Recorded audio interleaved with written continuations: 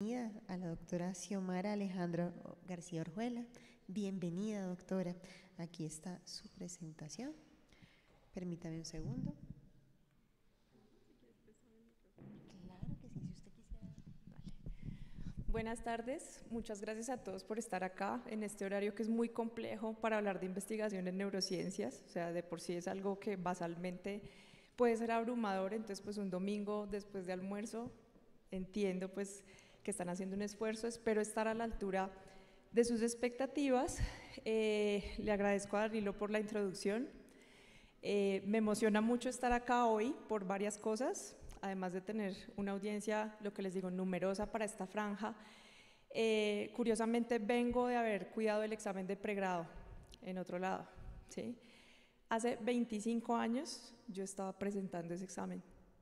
Entonces me parece increíble la coincidencia de que en la misma fecha, 25 años más tarde, y una coincidencia aún mayor, me tocó presentarlo en en el anterior edificio, ¿sí? Acá. Entonces siento que es una oportunidad muy especial para compartir con todas las personas que están conectadas, para agradecer a la universidad pues todas las cosas que me ha dado, y una de esas ha sido la oportunidad de formarme y también de investigar con mi hermano. Entonces me alegra mucho que estén acá. Vamos a hacer cambio de tercio. Les voy a hablar de dos temas que son absolutamente controversiales en el mundo de la medicina. Bueno, uno tiene que ver con el cannabis medicinal, ¿cierto? Y el otro tiene que ver con las revisiones integrativas de la literatura, ¿sí? Entonces es un tópico doblemente retador por varias razones.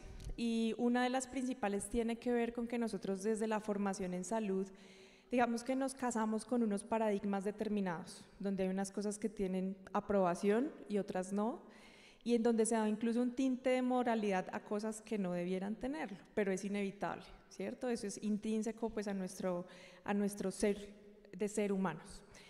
En cuanto al cannabis, pues sabemos que es una sustancia que tiene un montón de estigmas de muchas, digamos, de muchas clases, ¿no? Es algo que se asocia con la guerra contra las drogas, es algo que se asocia con criminalidad, pero en realidad, si nosotros salimos de esa caja, descubriremos que no, que es una sustancia con un potencial terapéutico impresionante, ¿sí? Para contarles un poquito de las generalidades, el cannabis medicinal es el término que usamos para los usos terapéuticos de los derivados de la planta de cannabis, ¿sí?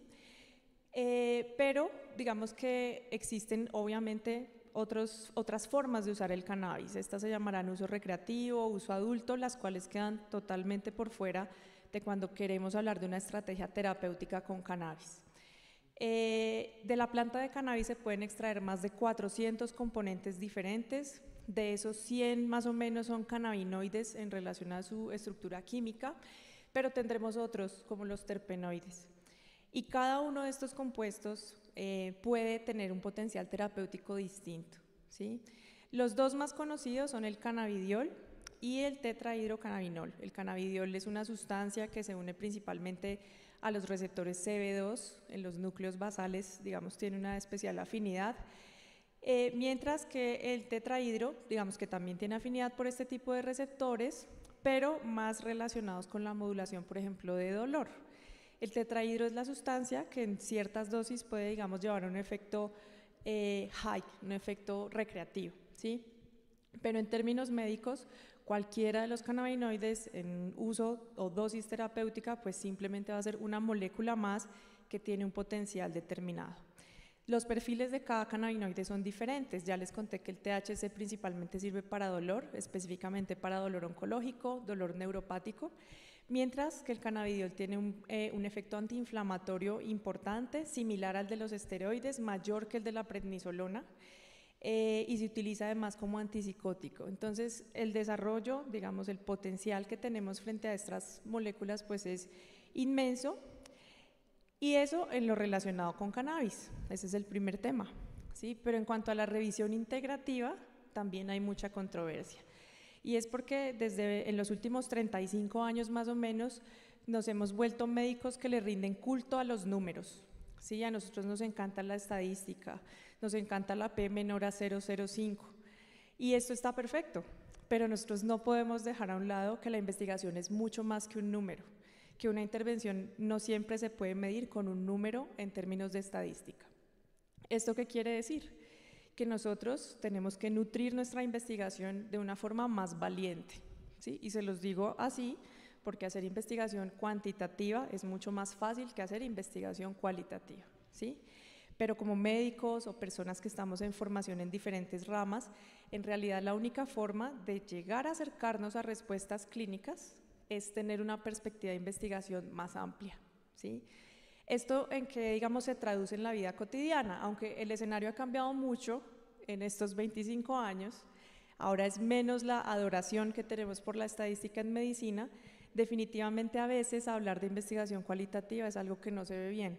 Yo no sé si a ustedes les ha pasado, ¿no? Entonces, un estudio multicéntrico, triple ciego, aleatorizado, espectacular.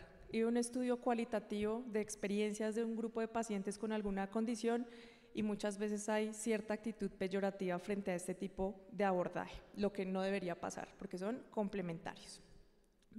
Con estas dos cosas en mente, les voy a contar un poco de este trabajo, donde los invito a que aprendan un poco más de cannabis medicinal, pero también a que se arriesguen a hacer abordajes de investigación que sean más completos, que tengan una perspectiva que se nutra de distintas ramas y no solamente de un número. Bueno, ¿quién de acá sufre de dolor de cabeza? Levanten la mano, yo sé que son más, la epidemiología no miente, una cosa buena de la estadística. Perfecto. ¿Quiénes de ustedes tienen diagnóstico de migraña?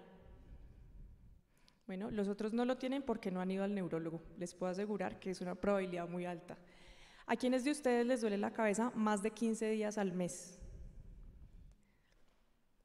¿Listo? ¿Han utilizado tratamientos profilácticos? Levanten la mano. ¿Les ha servido el tratamiento profiláctico? Levanten la mano. Ok. Entonces, ¿qué ocurre? Migraña, digamos, esta entidad que está definida por la Sociedad Internacional de Cefalea como episodios recurrentes de dolor hemicraniano, alternante, pulsátil, que puede o no acompañarse de síntomas de aura, ¿no? Como sensación de hormigueo, parestesias, cambios visuales, en otros casos no hay aura, pues es un problema de salud pública. ¿Sí? Es una de las pocas condiciones neurológicas que está en el reporte de Lancet de las enfermedades de carga global mundial.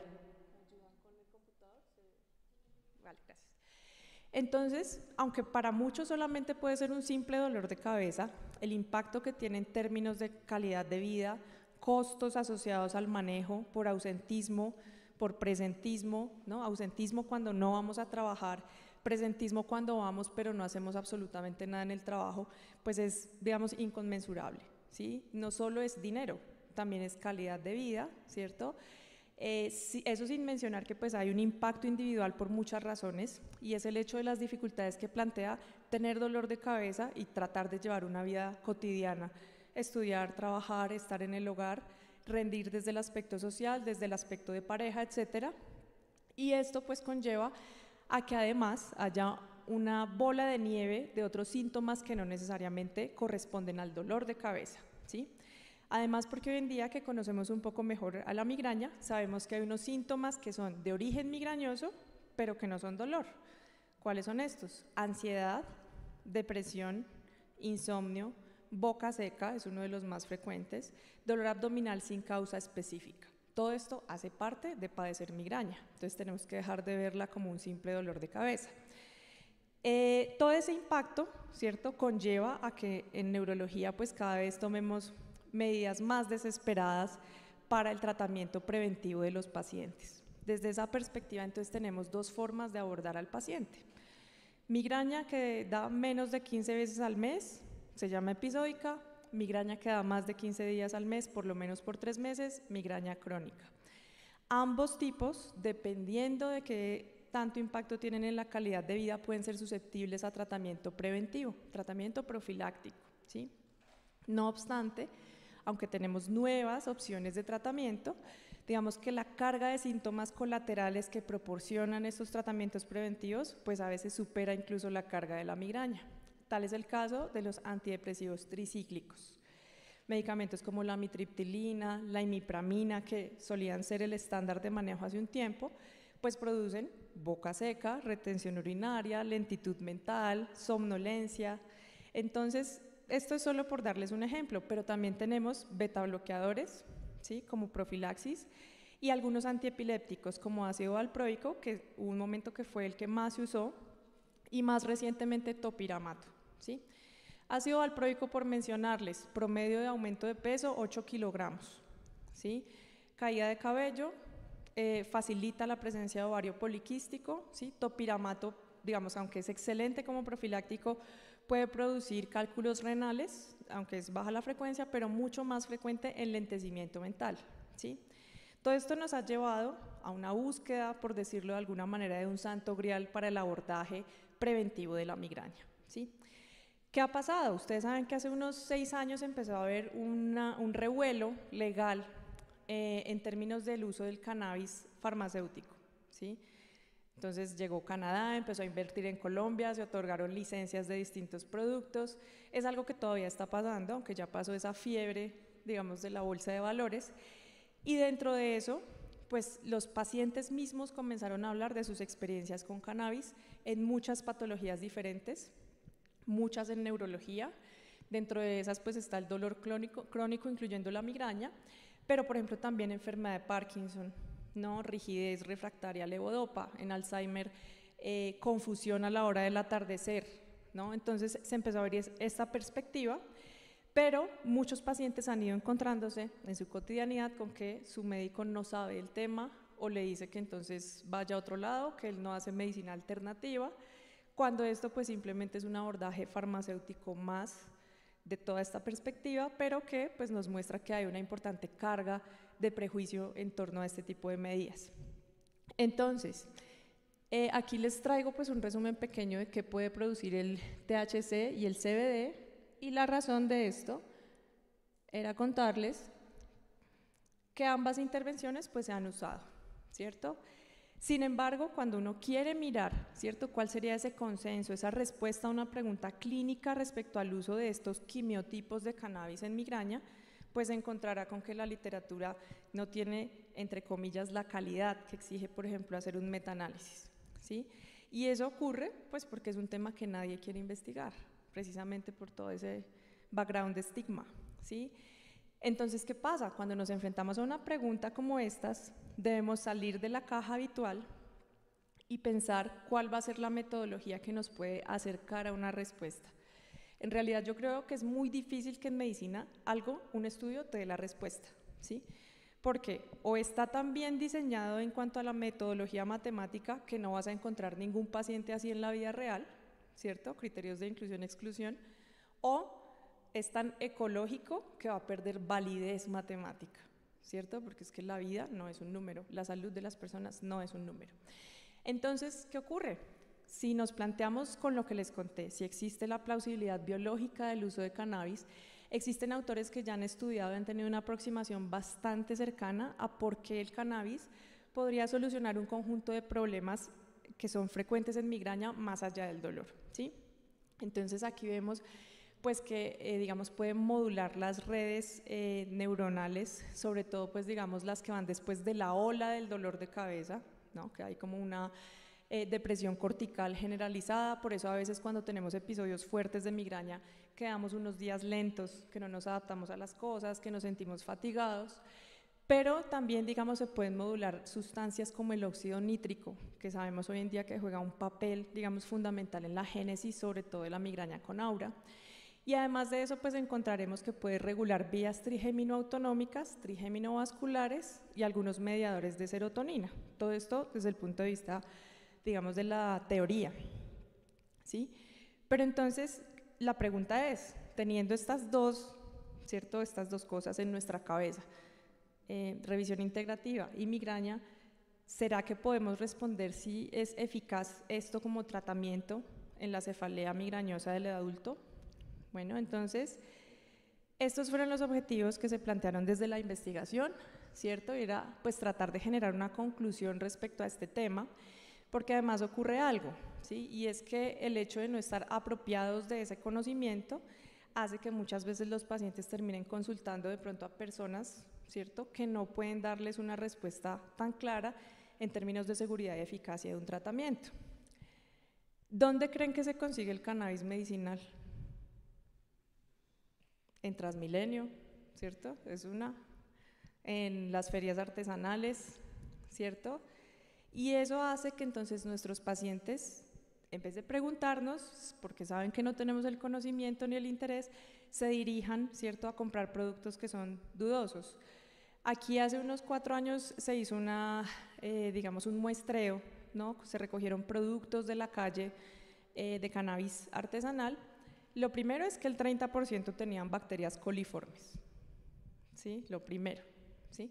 Lo segundo, el 10% traían inhibidores selectivos de la recaptación de serotonina, ¿sí? Entonces, lo que les digo, tenemos que cerrar esa brecha a través de apropiarnos del conocimiento, y eso solo lo podemos lograr haciendo este tipo de ejercicios que pueden resultar a veces incómodos. Bueno, entonces, digamos que ese era mi objetivo general, pero la idea era también tratar de saber si había algún quimiotipo o alguna vía de administración que funcionara mejor, ¿sí? Y cuáles podían ser esas dosis y presentaciones que definitivamente podían tener utilidad, ¿sí? En Colombia, digamos que aunque somos el país en Latinoamérica que tiene mayor regulación y mayor uso de cannabis de uso farmacéutico, estamos muy lejos de otras realidades como en Canadá. En Canadá la medicina con cannabis se utiliza ya hace una década, tiene una regulación legal bastante robusta, y allá tú encontrarás que hay clínicas dedicadas exclusivamente a tratar patologías con cannabis, ¿sí? Entonces tú puedes encontrar todos los quimiotipos, vía inhalada, ¿cierto? En, digamos, final de vida se utilizan supositorios, en fin, hay una variedad gigante. No estamos allá, pero la idea justamente es con estas oportunidades contarles un poquito que la idea sería entre todos caminar hacia ese objetivo. Entonces, aquí ustedes pueden ver, digamos que la revisión integrativa tiene una ventaja, como les decía, es mucho más flexible que una revisión sistemática. La revisión sistemática en general también plantea unos criterios de inclusión-exclusión de acuerdo a los estudios que vas a tener ahí, ¿cierto? Mientras que la revisión integrativa te permite incluir literatura gris, te permite incluir reportes de caso, te permite incluir todo lo relacionado con investigación cualitativa, ¿sí? Y en este sentido es un poco más retadora, pero también te va a permitir tener una visión distinta de tu pregunta clínica en términos de cómo vas a aplicar el conocimiento que puedas encontrar. Entonces aquí les muestro más o menos cuál fue esa ruta para lograr esta revisión integrativa.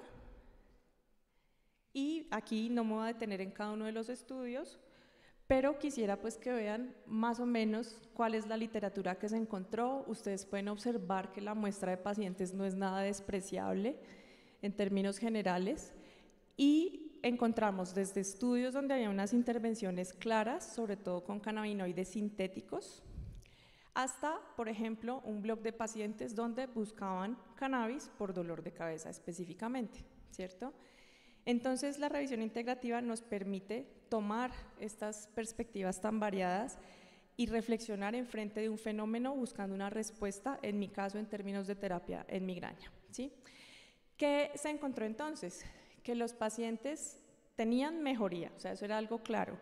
E incluso muchos de los estudios incluían algunas escalas que están validadas en migraña, como una escala que se llama MIDAS, o incluso en las cuestiones anecdóticas de foros de pacientes y demás, pues ellos también hablaban de su experiencia en términos de mejoría en porcentaje. Eso permitió que se pudiera lograr como un análisis un poco más claro en términos de si había mejoría o no.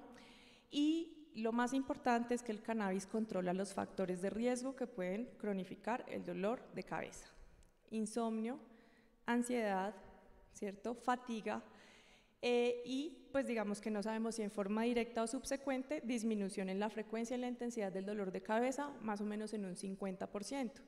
Esto incluso es un poco superior que algunas de las moléculas que se comercializan para profilaxis de migraña. Encontramos otro efecto que hoy en día pues, se estaba estudiando mucho en oncología, y es el ahorro de analgesia, ¿sí? En términos de la migraña, rara vez usamos opiáceos, y el medicamento, el grupo de medicamentos en los que se notó una gran disminución del consumo fue de los AINES principalmente. Pero, por ejemplo, en oncología ya se están llevando a cabo estudios donde introducen al paciente ya sea cannabidiol o THC, y hay una disminución de más del 30% de la dosis de la necesidad de opiáceos, ¿sí? Entonces, esto es muy interesante porque, como todos sabemos, estamos enfrentando una crisis del abuso de opiáceos a nivel mundial. Muere más gente por abuso de opiáceos que en accidentes de tránsito, por ejemplo, en Estados Unidos. Entonces, esto abre una puerta de una posible solución a un problema de salud pública, bueno, de nuestros desenlaces asociados. Y lo que sí encontramos es que la vía inhalada es mucho más efectiva, ¿sí? Inhalada, no fumada, ¿sí?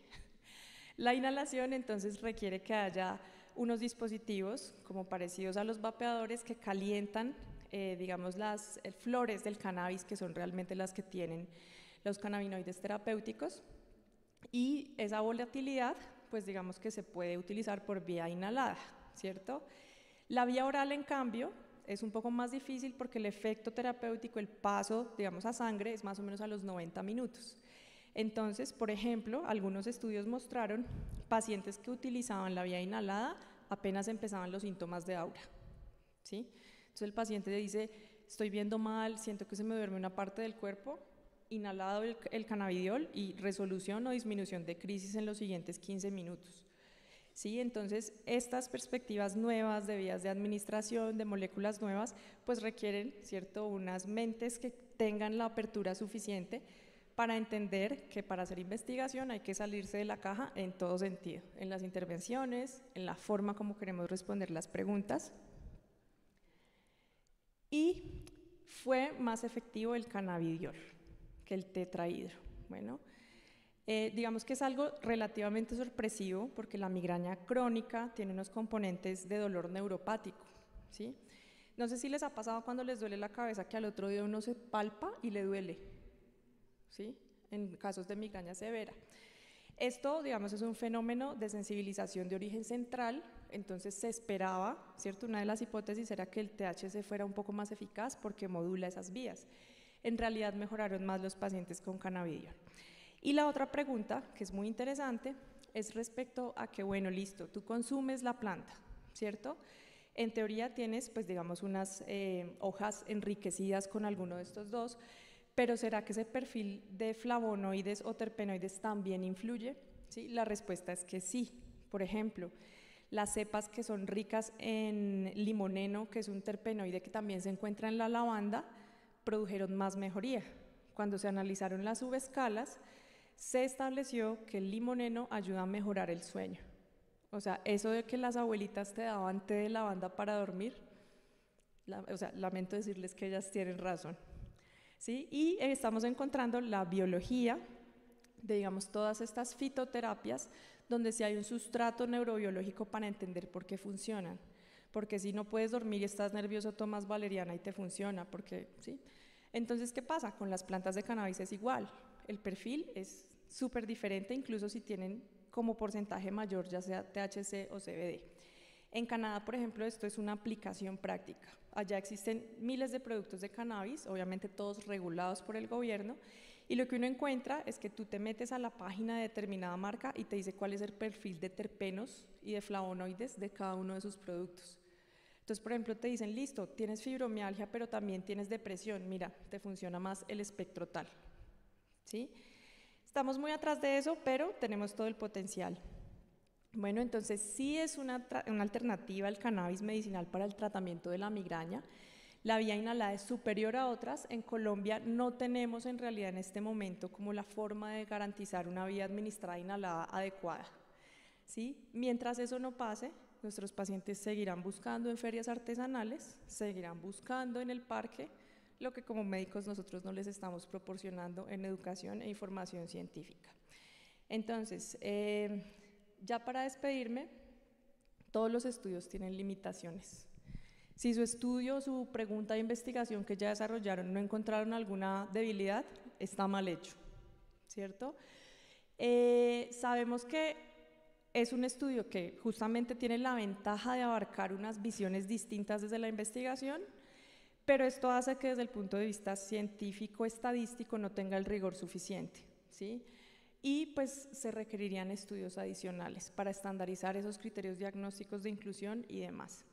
Entonces, ya para cerrar, quiero invitarlos a que ustedes hagan investigación sin fronteras, a que se tomen seriamente la opción de cannabis medicinal, porque aunque en nuestro país solo está autorizada para epilepsia refractaria, en realidad, por ejemplo, en la consulta privada, en otros escenarios, los pacientes van a seguir buscando cannabis, ¿sí? Y nosotros somos quienes debemos, digamos, llamar a la tarea de encontrar fórmulas que sean seguras, eficaces para los pacientes, basado obviamente en conocimiento científico, que no es solo estadística. Necesitamos implementar más investigación cualitativa, más investigación en relación a publicaciones de área gris. Entonces, con eso me despido y gracias por quedarse hasta el final.